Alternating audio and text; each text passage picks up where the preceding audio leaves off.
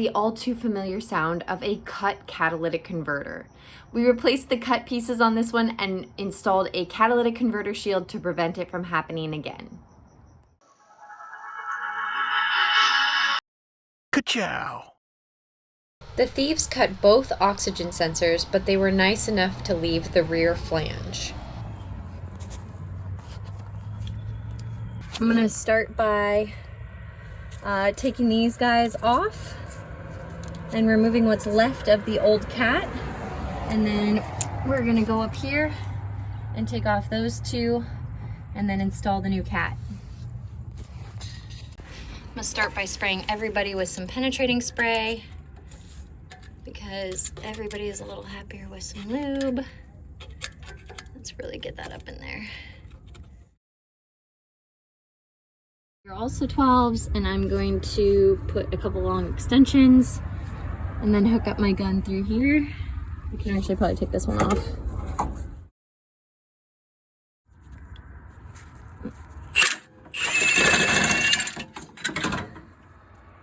Okay.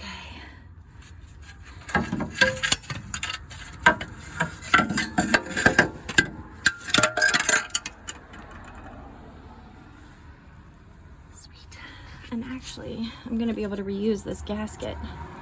Hell yeah. These guys are 12s.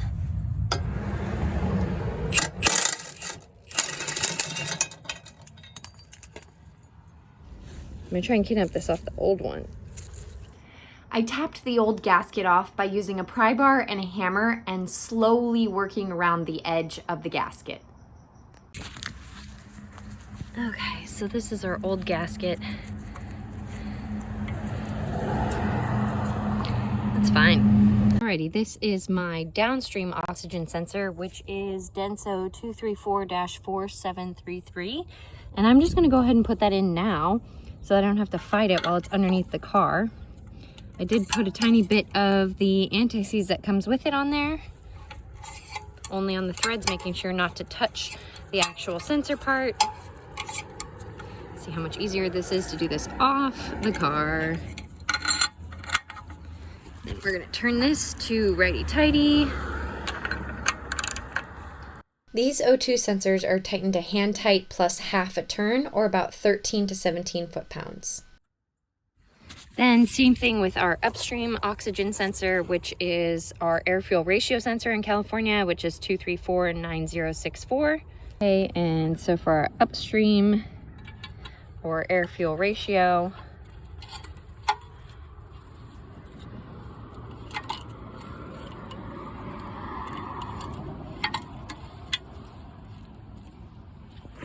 and then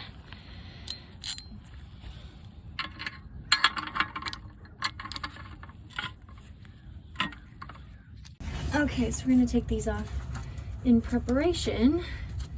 So I really need two hands for this. Okay, let's slide that bitch off of there first. And then undo this guy.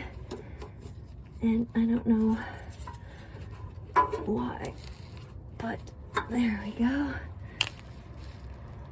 Let's do the same with this one, which is undo this little slidey guy.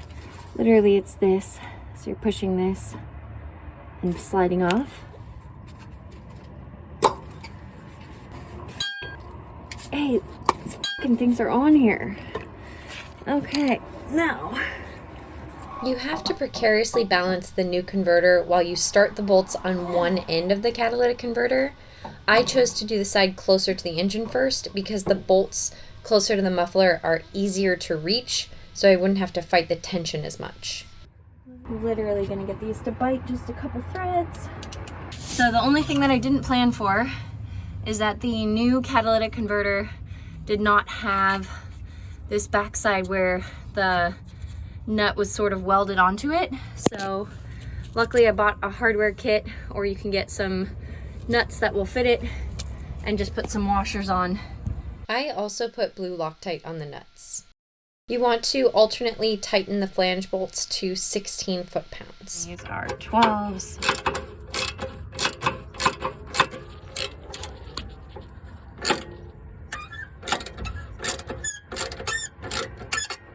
the completed catalytic converter, and both sets of 12mm flange bolts should be torqued to 16 foot-pounds. So blue guy goes up top. It was impossible to fasten the oxygen sensor connectors without two hands. And then we are going to do that and that. Nice.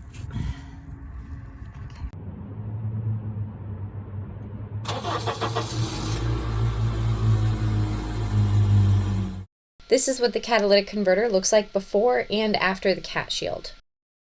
Thank you so much for watching. If you found this video helpful, please like, comment, and subscribe below so we can help other people find this video. I offer automotive education and consulting, so if you need help completing this job, my contact information is in the description below.